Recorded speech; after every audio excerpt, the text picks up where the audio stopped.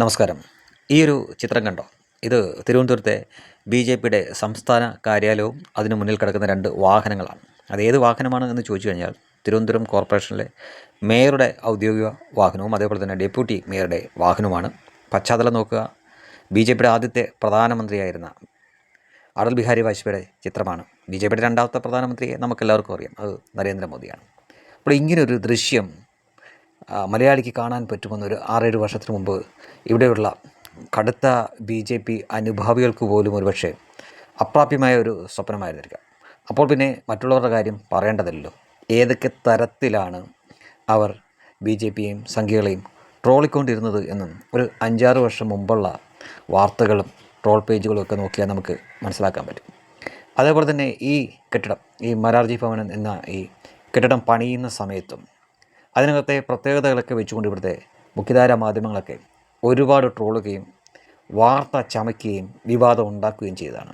അതിലൊന്നാണ്, അതിനകത്ത് കേരളത്തിലെ മുഖ്യമന്ത്രിക്ക് ഇരിക്കാൻ, അതായത് ബി.ജെ.പിയുടെ ഒരു മുഖ്യമന്ത്രി ഭാവിയിൽ ഉണ്ടാകുമ്പോൾ മുഖ്യമന്ത്രിക്ക് ഇരിക്കാൻ ഒരു ഓഫീസ് റൂം അതിലുണ്ട്, അല്ലെങ്കിൽ അതുകൂടി പണിയുന്നുണ്ട് എന്ന തരത്തിൽ.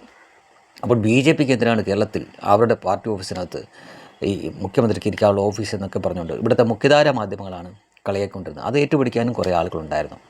പക്ഷേ ഇപ്പോൾ അവർ ആ സത്യത്തിലേക്ക് പതുക്കെ അടുത്തുകൊണ്ടിരിക്കുകയാണ്. ഇതാ ഇപ്പോൾ തിരുവനന്തപുരം കോർപ്പറേഷൻ്റെ മേയർക്കും ഡെപ്യൂട്ടി മേയർക്കും അവിടെ ഇരിക്കാൻ, അല്ലെങ്കിൽ അവർക്ക് അവിടെ നിന്ന് പാർട്ടി കാര്യങ്ങളും മറ്റുമൊക്കെ ചർച്ച ചെയ്യാൻ വേണ്ടി ഓഫീസും മുറികളുമായി അതിനു മുന്നിൽ അവരുടെ വാഹനവും കിടക്കുന്നു. അതൊരു വല്ലാത്ത കാഴ്ച തന്നെയായിരിക്കും ബി.ജെ.പി വിരുദ്ധരായിട്ടുള്ളവർക്ക് എന്ന കാര്യത്തിൽ സംശയമൊന്നുമില്ല. ഈ പാർട്ടിയുടെ പൂർവ്വകാലം, അല്ലെങ്കിൽ ഇതിൻ്റെ തുടക്കം മുതൽ ഇതുവരെയുള്ള ചരിത്രം കുറച്ചെങ്കിലും പഠിക്കാൻ ശ്രമിച്ചിട്ടുള്ളവർക്ക് മനസ്സിലാവുന്ന ഒരു കാര്യമുണ്ട്. ബി.ജെ.പി എന്ന ദേശീയ പാർട്ടിയെ ഒരിക്കലും ഒരു കാലത്തും എഴുതിത്തള്ളാൻ പറ്റുന്നതല്ല. പതിറ്റാണ്ടുകൾക്ക് മുമ്പ് പാർലമെൻറ്റിൽ കേവലം 2 എം.പിമാർ ഉണ്ടായിരുന്ന സമയം, അന്ന് മൃഗീയ ഭൂരിപക്ഷത്തോടെ ഭരിച്ചുകൊണ്ടിരുന്നവർ അടൽ ബിഹാരി വാജ്പേയിയെ നോക്കി പരിഹാസത്തോടെ പറയുകയുണ്ടായി. 2 എം.പിമാരുള്ള പാർട്ടിയെ കൊച്ചാക്കിക്കൊണ്ട് സംസാരിച്ചു. അന്ന് വാജ്പേയി എണീറ്റ് നിന്ന് പറഞ്ഞു, ഇന്ന് ഞങ്ങൾക്ക് വെറും 2 അംഗങ്ങളേ ഉള്ളൂ, പക്ഷേ ഒരിക്കൽ ഞങ്ങൾ ഈ ഇന്ത്യ ഭരിക്കും. അന്നൊരു പക്ഷേ ഞാൻ കാണില്ലായിരിക്കും, പക്ഷേ നിങ്ങളിൽ പലരും കാണും. അന്ന് നിങ്ങളുടെ തല കുനിഞ്ഞിരിക്കും എന്ന് പറഞ്ഞു. പക്ഷേ അദ്ദേഹം ഒരുപക്ഷെ അന്ന് വിചാരിച്ചിരിക്കുക അദ്ദേഹത്തിൻ്റെ കാലത്ത് ബി.ജെ.പിക്ക് ഇന്ത്യ ഭരിക്കാൻ പറ്റില്ല എന്നായിരുന്നു അടൽ ബിഹാരി വാജ്പേയി പോലും അന്ന് വിചാരിച്ചിരുന്നത്. പക്ഷേ അദ്ദേഹത്തിൻ്റെ ജീവിതകാലത്ത് തന്നെ 1 അല്ല 2 അല്ല 3 തവണ അദ്ദേഹം പ്രധാനമന്ത്രിയായിട്ട് സത്യപ്രതിജ്ഞ ചെയ്തു അധികാരത്തിലേറി. നമുക്കറിയാം, ആദ്യം വളരെ ചെറിയ 1 മാസം പോലും തികച്ചില്ല, 13 ദിവസത്തേക്കായിരുന്നു, പിന്നീട് 13 മാസത്തേക്ക്, അതിനുശേഷം കാലാവധി തികച്ച മറ്റൊരു പൂർണ്ണ പീരീഡും ബി.ജെ.പി ഇവിടെ ഭരിക്കുകയുണ്ടായി. അതൊക്കെ പക്ഷേ സഖ്യകക്ഷികളായിട്ടായിരുന്നു, ഒറ്റയ്ക്ക് ഭൂരിപക്ഷമില്ലായിരുന്നു. അവിടെ നിന്ന് ഒറ്റയ്ക്ക് ഭൂരിപക്ഷത്തിൽ 2 തവണ അടുപ്പിച്ച് 2014-ലും 2019-ലും, പിന്നീടും ആവശ്യത്തിൽ വേണ്ട ഭൂരിപക്ഷത്തേക്കാൾ കൂടുതൽ സഖ്യകക്ഷികളുമായിട്ട് ഇതാ ഇപ്പോൾ വീണ്ടും നരേന്ദ്രമോദി ഭരിച്ചുകൊണ്ടിരിക്കുന്നു.